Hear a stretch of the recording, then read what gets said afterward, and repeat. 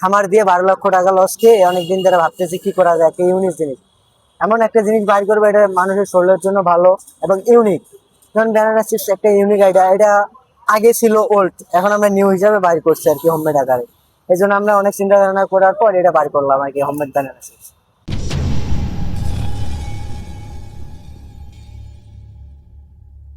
এই মুহূর্তে আমি দাঁড়িয়ে আছি হচ্ছে আগারগাঁও মেট্রো স্টেশন যে আইটিপি ভবনটা আছে সেই খুঁটা পাশে। তো আমরা মূলত যাচ্ছিলাম হচ্ছে আগারগাঁও কেকটিতে। তো হঠাৎ যাওয়ার পথে আমি একটি ভাইকে দেখতে পাই এখানে চিপস মার্কা বিক্রি করছেন, মানে তাদের যে তৈরি করা চিপস সেই তৈরি করা চিপস তৈরি করছেন। তো ভাইয়া কি কি চিপস তৈরি হচ্ছে এখানে?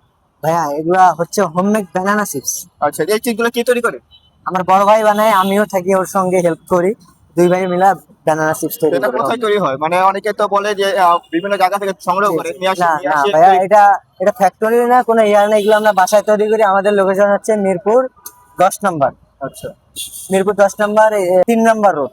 আচ্ছা আচ্ছা, কেউ যদি চায়, কেউ যদি মনে করে সন্দেহ থাকে, সে যদি চায় যে আপনাদের বাসায় যাবে, অবশ্যই অবশ্যই আসতে পারবে, কোনো সমস্যা নেই। আমাদের কোনো, আমরা কিভাবে চিপসটা তৈরি করি, আমাদের মানে কিভাবে তৈরি করি এটা দেখতে দেখতে চাইলে দেখতে পারবে, হাইজিন মেনটেন করি কিনা এটাও দেখতে চাইলে দেখতে পারবে, সবকিছু আমরা দেখাই দেব। আপনাদের এই চিপসটা কি বিএসটিআই অনুমোদিত পেয়েছে এখনো কোনো? করতে পারি নাই ভাই, এখনো হোমমেড আকারে বিক্রি করতেছি, এখনো এখনো মানে বিএসটাই করতে পারিনি।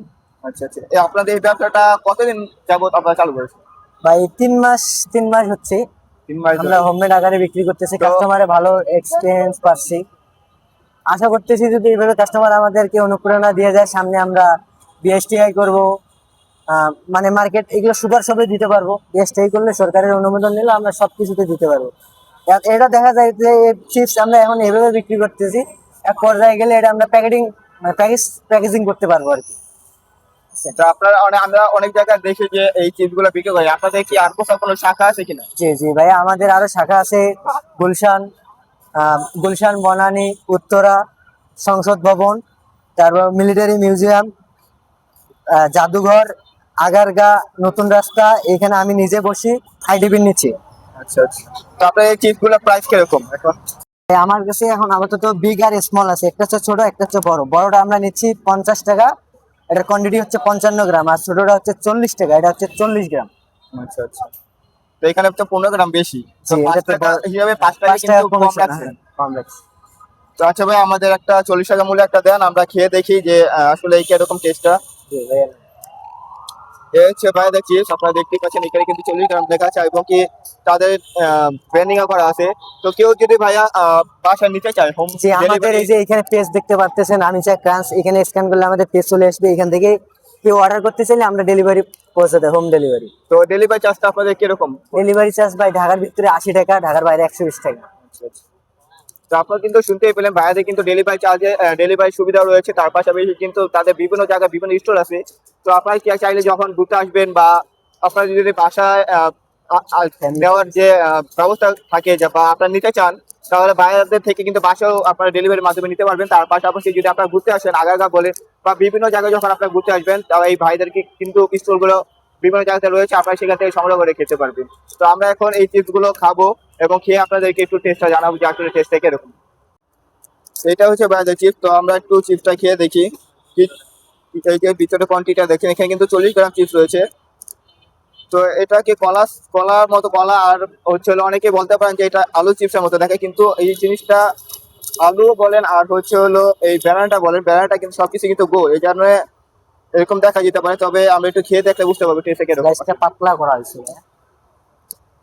না ভাই, এটা থেকে ব্যানানার একটা স্মেল আছে, যে কাঁচা কলা যে একটা স্মেল থাকে, ঠিক সেরকম স্মেল। এখানে লুকোচুরি কোনো কিছু নাই, বা আলু দিয়ে তৈরি করে যে এখানে যে ব্যানানার কথা বলে সেরকমও না। ভাই এখানে তো আমরা আলু দিয়ে তৈরি করলে এটা, আমি তো অনেকদিন ধরে এখানে বেচতেছি, কাস্টমার আমার পিটাইতো, বা এটা একটা প্রতারণা হয় এটা মানুষ।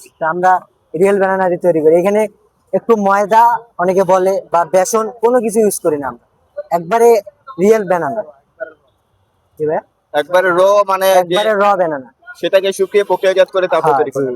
সেটাকে তো আমরা আপনাদের যে try এই করি। ব্যবসাটা, মানে এই চিপসটা, এই আইডিয়াটা আপনারা কোথা থেকে পেয়েছেন? ভাইয়া এটা অনেকদিন ধরে ভাবতেছি, খামার দিয়ে 12 লক্ষ টাকা লস খেয়ে অনেকদিন ধরে ভাবতেছি কি করা যায়, একটা ইউনিক জিনিস, এমন একটা জিনিস বাইর করবো এটা মানুষের শরীরের জন্য ভালো এবং ইউনিক। যেমন ব্যানানা চিপস একটা ইউনিক আইডিয়া, এটা আগে ছিল ওল্ড, এখন আমরা নিউ হিসাবে বাইর করছি আর কি, হোমমেড আকারে। এই জন্য আমরা অনেক চিন্তা ভাবনা করার পর এটা বার করলাম আর কি, হোমমেড ব্যানানা চিপস। দাদা অসংখ্য ধন্যবাদ আপনাকে। আর আসলেও কিন্তু চিপস গুলো কিন্তু মজা। আর আমরা যে বিভিন্ন জায়গাতে কিনে খাই চিপস গুলো, দেখা যায় অনেক সময় অনেক হাইজেন মেনটেন এর কাছে বিষয় থাকে, যে সেই তারা কি আলু দিচ্ছে, আলু চিজ বলে, পটেটো চিজ বলে, বিভিন্ন চিজ গুলো যে দেখেন সবকিছু কিন্তু আলু দিয়ে তৈরি করা হয়, কিন্তু সেখানে যে এই কারখানার মধ্যে হাইজিন মেনটেন করা হয় কিনা, তো সেটা কিন্তু আমরা দেখি না। তাহলে ভালো আলু দিয়ে এই চিজ গুলো তৈরি করা থাকে কিনা সেটাও কিন্তু আমরা দেখি না। কিন্তু বাইরেতে আর আপনাদের যদি কোনো কন্ট্রোল থাকে, বাইরের কারখানায় সরাসরি চলে যেতে পারবেন, সেখানে কিন্তু আপনারা দেখতেও পারবেন।